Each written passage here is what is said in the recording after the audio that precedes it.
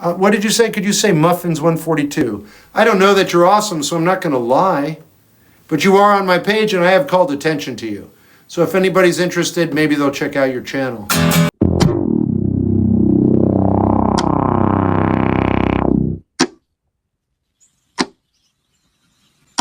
Six years ago, one of PlayStation's most iconic video game titles, The Last of Us, came out with a sequel, The Last of Us Part 2. And now, flash forward 6 years, and I'm still thinking about the impact that this game has had on me. What the fanbase thought was most likely going to be an epic continuation of the two main characters, Joel and Ellie, filled with more father and daughter chemistry in a world full of monsters, was actually just... Joel, fucking get up! Please stop! Please don't shoot! Joel, please get up! Not that at all. To what literally nobody saw coming, Joel is brutally killed in the very first segment of the game, and we now play as a deeply troubled, older version of Ellie as she seeks revenge against the woman who beat him to death with a golf club. Then when you find this woman in the game, it flashes back 3 years prior, and then you play as Joel's killer, and you get to see what she was up to during the time period you were looking for. You learn that Joel killed her dad. She sought revenge just like Ellie, and has a redemption arc that somewhat mimics Joel's in the first game. All in all, in the end you play as Ellie and have one last final standoff with Abby, ending with you trying to drown her in the ocean, only to have a change of heart last second and you spare Abby. Ellie's left all alone in the end from how deeply obsessed she was on her path of revenge, and it ends with a shot of her walking away into the distance. This obviously had fans wanting to burn this game at the stake for having the audacity to kill the beloved main character, making you play as his killer, forcefully putting sympathetic moments in your mouth to make you like her, and then ultimately painting the one character we relate to and know as this evil, revenge-ridden person that ends up losing everything because of this sole reason. The internet exploded with hate for this game and this new character. Hundreds of hate videos surfaced in the very few weeks of its release. People called it a sloppily put together revenge story, others called it feminist propaganda. Everyone was going crazy. The creator Neil Druckmann even received numerous death threats, including the voice actor for Abby, Laura Bailey, who had people sending threats targeted towards her newborn son. This game was undoubtedly the worst reception I've ever seen a game get from its release, and to be honest, I can't blame them. I didn't have the same extremist views like the game is immediately horrible because they decided to kill Joel, or anything like that, but I thought playing over 3 hours as his killer was extremely excessive, and while I thought it was super weird and a unique way of telling the story, I found myself finding the discomfort of playing as Abby more from the fact that I didn't really give a shit about her character, and less of the fact that I'm playing as Joel's killer. And this is made worse due to the fact that everything you do playing as Abby's character has genuinely nothing to do with Ellie's story, or characters connected to Ellie. I still hold this opinion even if the lack of narrative relevancy between Ellie and Abby's stories might have been the whole point, to show that these two are literally just people in this unpredictable world, but I wanted something that felt more intertwined. So now today, in 2026, the war has died down by a lot and the fanbase has come to terms with this unique sequel, and many people have grown to love it, including myself. I've never truly played a game as much of an emotional roller coaster as The Last of Us Part 2.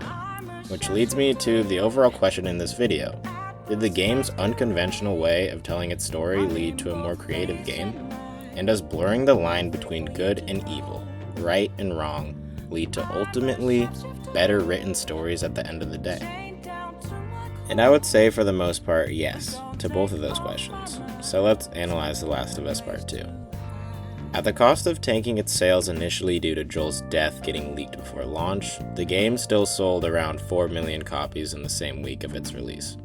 And looking at the game today, I would much rather have preferred the revenge story that tries to creatively make you sympathize with the main character's killer than a somewhat fan-appealing repetitive continuation of Joel and Ellie's adventure, with Joel dying at the end of the game in some dramatic "I love you, Dad," father and daughter scene. No, if they went that route, me and other fans of the game would most likely not be talking about it today to this extent. And I feel like Neil Druckmann knew this. Its controversial story and gameplay is what gave it a seat in the unconventional, one-of-a-kind video game Hall of Fame. And that's crazy considering we're talking about a AAA game that could have raked in so much more money if they took a safer approach. But they didn't, and I applaud Neil Druckmann for that. So how does The Last of Us 2 blur the line between good and evil? Well, in the beginning we see Ellie spiral into a cycle of killing people in the group that Abby is associated with. And the people she kills start to feel more and more like blatant murder and torture of overall innocent people. But Abby did blow Joel's leg off with a shotgun, tourniquet his leg, and then proceed to bash his head in with a golf club in front of Ellie. So, can we blame her? Not really. That is until Ellie kills two of Abby's close friends, Owen and Mel. And soon after, Ellie discovers that Mel was pregnant. This is when we start to see that Ellie is starting to let the revenge completely consume her, and the evil actions that this has caused her to do. Ellie is no longer painted as a good person, and we see how these actions lead to her friend's death and endangerment. However, on the other half of the coin, even though the game makes you like Abby by a good extent, Abby is still really no better than Ellie in this story. Firstly, she brutally tortures and kills Joel, with understandable motivation to do so, but still a very horrible act of evil. We then see that in the everyday ordinary life she lives, she happily lives within a group that's working towards the genocide of an entire group of people, and it's clear Abby shows little remorse for these people. And it's only when she feels like she should redeem herself that she decides to give these people a chance with protecting Lev.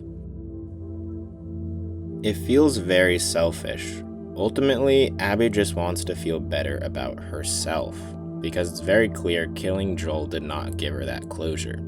We then watch as she turns against her own people to protect Lev, and then when she thinks she's made it out, we see that Ellie has killed the only friends she had left, which makes her go out and find where Ellie is hiding, kills Jesse, shoots Tommy, and very much most definitely would have killed Dina, who is pregnant, by the way, if it weren't for Lev trying to stop her.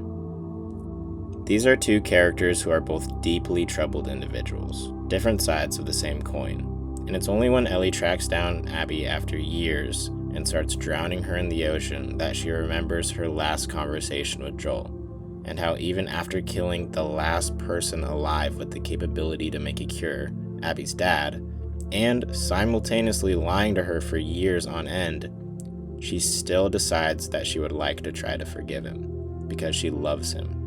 It is a beautiful scene that makes me cry every time I play this goddamn game. And it's in this moment that Ellie lets Abby go, most likely recognizing that this wasn't what Joel would have wanted, and that Abby is a textbook representation of Joel, someone looking for redemption after committing an unforgivable act. It's not just a story about how revenge is bad, but an honest display of humanity in a world where humanity is losing itself. It's sloppily done, yes, but the world this game is set in couldn't be more sloppy. And the characters in this game aren't thinking of the symbolism of an eye for an eye, or the consequences of revenge. They're just people who make mistakes, and will selfishly go through with committing horrible acts of violence just to get what they want. And through all the bloodshed and darkness that this game holds, it somehow ties itself together in a very unforgiving and real ending that, yes, shows how the cycle of violence never leads to anything good. And how 6 years later, after putting all these things in account, I can say this game is truly a masterpiece. It came at a price, but ended with probably the most innovative AAA PlayStation exclusives yet. And I think this is due to the purposeful blurring of which character is in the right, and the answer that there isn't one. That's the whole point. But the game having the audacity to make you dislike Ellie is the reason it became so notorious, in support of the game or not. Let's take a look at a more recent piece of media though, and how making the villain not entirely clear hooks the audience. A super good example of this is the movie that came out this year called Obsession. So Bear is not a good guy, and I'm not shying away from this fact in this video. He takes advantage of Nikki through literal mind control magic that puts the real version of herself through torture, all while being aware of this, has almost every opportunity to tell people and prove the situation, gets all of his friends killed in the process, and leaves Nikki undoubtedly traumatized for the rest of her life, and even worse, most likely behind bars. But what's interesting about the movie is that for some reason this isn't very apparent, at least on the first watch. Bear being a bad person doesn't really feel that obvious or in your face throughout most of the film, and I think this was purposely done by the director Curry Baker. Bear feels very human in the first few scenes of the film.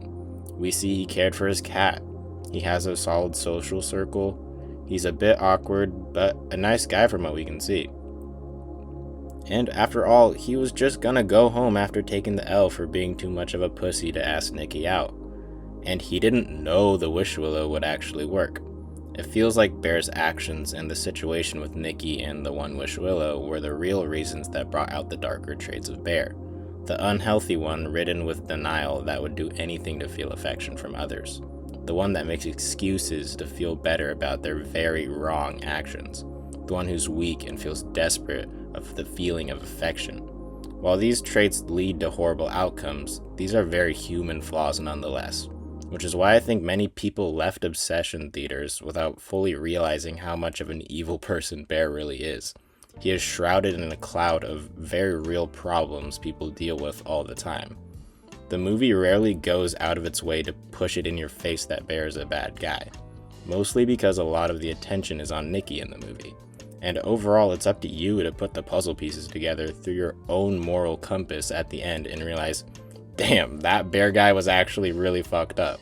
And this is something so foreign today in modern media, where you can usually find answers for almost anything with a click of a button on your phone. And modern day movies themselves rarely do things like this because it's not a smart marketing choice. Movie studios want everyone to be at a general consensus on the movie to make sure it's well received. So, not something we usually see is risky.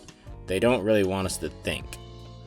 Which sucks because when that risk is taken, it creates a very interesting movie like this one, and honestly paves the way for more creative works. That's why Gen Z's on top, but I'm just kidding.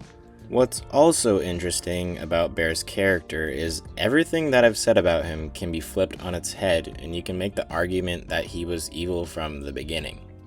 Bear's cat Sandy dies from eating his grandma's old medications in the very beginning of the movie, and after he cleans up the mess and throws away Sandy in a trash bag, by the way, it cuts to a scene of him crying, showing that this is a loss of a loved pet and it's taken a toll on him, which is very normal and humanizes his character. But if you actually listen, you can hear him say, "I just wish she would," before the title shows up on the bed. We can deduce he was most likely going to say, "I just wish she would love me." Bear wasn't talking about Sandy, he was talking about Nikki. This just shows how deep his obsession goes for her and how unhealthy it is that she's the main thing he's thinking about when he's mourning his cat. Especially when the very next scene is him scrolling through Nikki's Instagram in bed. Bear is not a mentally well individual. We also see later in his search history that this is all he's thinking about. When Nikki expresses how much she wants to leave work in pursuit of her writing, Bear says, "It's just a job." Focus more on the fact that he would lose getting to see Nikki every day than what Nikki wants to pursue, subtly showing that his controlling nature and how much he is overall thinking of himself and himself only. He then tells Nikki that he likes her only as a friend, showing how cowardly and unworthy he is of even being in a relationship in the first place. But when he's given the power to manipulate Nikki at will through literal magic, he very quickly becomes willing to make excuses to stay with her, control her. We even see in a very uncomfortable sex scene, and given the facts, he is given the facts that this isn't Nikki, and he quite literally is sexually assaulting her, that this doesn't pose as a problem to him. When he's in the car talking to the Wish Willow worker, he asks to change the wish, again selfishly trying to turn the situation in his favor without losing Nikki. and it's only when the worker says that this is not an option where we see him pivot to just asking to cancel the wish. Then, after Bear now knows without a complete doubt he has Nikki under literal mind control, he proceeds to try to make things work, and it's only after one of his best friends gets her face smashed into a steering wheel that he makes the decision to take back the wish and convince his only friend that the wish wheel is real, when he could have done this at literally any point in the movie. After the real Nikki begs for him to end her suffering, he says, "What's so bad about being with me?" He tells Nikki to just be Nikki, even though he knows she's not Nikki. And in the end, instead of coming to terms with what he's done and his actions and facing the consequences, he decides to kill himself. But even then, we see him attempt to cough the meds back up before Nikki breaks the wish willow. And in the end, this leaves Nikki all alone, doomed to live out a most likely very sad life. So yeah, it could also be looked at from the perspective that Bear was always like this, and he most likely would have gone through with this type of behavior if he never used the wish willow and him and Nikki actually got into a regular relationship.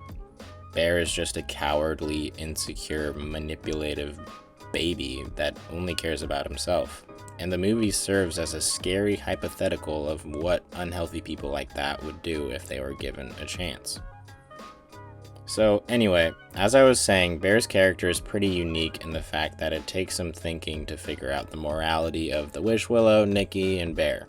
It's another example of how the lines between right and wrong are blurred in this story to some extent, and that being the reason for its success, and how hooking up a story it is. And I think the reason for this is when you make two conflicting sides in any way, shape, or form, writing a story or real life, people will usually pick a side and cling to it, similar to like political parties. And when the great debate is needed to prove why one side is better, it creates a lot of focus on the overall said thing. Or if people aren't sure which side to choose, it only creates more attention on whatever the said thing is. Stories that blur the line between right and wrong often spark up topics that we should be talking about that make a lot of people uncomfortable. I've been in multiple social scenarios with people my age, and like the Backrooms has been much more talked about than Obsession. Obsession deals with topics like unhealthy relationships, sexual assault, suicide, topics that are very dark, but if conversated through how the movie shows these things happen, it's a much more informative and interesting conversation to explore than Roblox Backrooms level Hello Kitty funk. No shade to Backroom, by the way, it was a great movie. I'm just giving it shit. Movies, shows, animes, books. If you look at what is popular today, you'll see it's the ones that deal with heavier topics of what is right and what is wrong. And some of the best stuff we have gotten in the last decade have been these types of stories. I hate Ellie. I hate Ellie. I really can't. Like, this is just... Yeah, okay, finish the job then. Nope. If that's the alternative, you gotta die.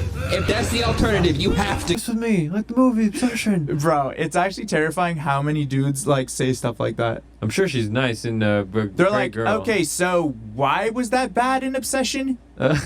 Bro. So I don't understand. Have you guys never been in a relationship with a Latina girl? Like, I've actually seen comments like that. It's like, it's just comments totally just missing the thing. But then also equally on the other side, people are like, do you seriously not understand the meaning of obsession? And it's like, as if it isn't obvious. And it doesn't have to be something like, is it justified to murder a pregnant woman if she was friends with the girl that killed my dad? Or is it okay if Bear did what he did if he didn't know the wish willow would have worked? No. Even simpler characters like Denji or Joaquin Phoenix's Joker are solid stories that have used this method and stand out because of it. We see Arthur smother his mom with a pillow and kill a show host on live TV, but we also know that he's a very mentally ill man that got his meds cut off from him in a horrible, depressing world like Gotham City. This led to one of the most interesting portrayals of the Joker on the big screen. Denji literally does not care for other humans' lives. Sure, he cares for his friends that he makes in the story, but overall when it comes to being a hero, saving people, or showing remorse, Denji fails on all of these marks. It's usually only when there's a promised reward that he'll go out and do hero stuff. And this is because he himself wasn't treated like a human growing up, and he doesn't know what real love actually looks like. This leads to him easily being manipulated through promises of sex by characters in the story due to his lack of connection with others and the longing to be loved. And this is very different from your average, everyday shonen main character archetype. One of the greatest examples of this is the best show of all time, Breaking Bad. At the end of the show, Walter is completely irredeemable, and we've watched him go through with some of the most horrible actions that have led to the traumatization and death of his loved ones. But in the beginning of the show, Walter is literally just a regular, good dude who cared for his family more than anything. It makes you wonder if Walter was always capable of this, or if it was through drug dealing and the cancer that Heisenberg was awakened. And the same thing can be asked for Bear. So I've hammered down on my point that making the viewer question the morality of the situation happening in said piece of media is one of the best ways to hook people in. But I wanted to move this back to politics. It's no wonder that what I've been talking about in this whole video is also used in one of the biggest forms of controlling society. Again, if you're given two choices and both are highly debated on which one is better, and which one you supports actually dictates the future of the country you live in, yeah, the government knows how to keep us hooked, just like the writers in these stories. I've thought a lot about the voting in politics recently, and I think it's pretty crazy. At least in America, both political parties have social media accounts clowning the other one, and it almost doesn't even feel real. Like, why are we making TikToks about things this serious? It's almost like the government is watching us play fight with our phones while they go off and help Israel bomb Palestine. But the sad truth is that we don't have a say in the matter, and you need to vote to make the country stay in the right place. You not voting or choosing is affecting real people's lives and the future itself. I just thought it's interesting that our own government blurs these lines of what's the right thing to do, and we just munch on it like moths to a flame. And movies do the same thing, and it works. It's actually a very good tactic. Speaking of not knowing who the bad guy is and politics, there isn't a story that does it better than my favorite and, narratively speaking, best anime of all time, Attack on Titan. This show's entire purpose feels like it's made to make you second guess who the enemy is. In Season 1, it's obviously the Titans. In Season 2, it's the Titan Shifters. In Season 3, it's the government. And in Season 4, it's...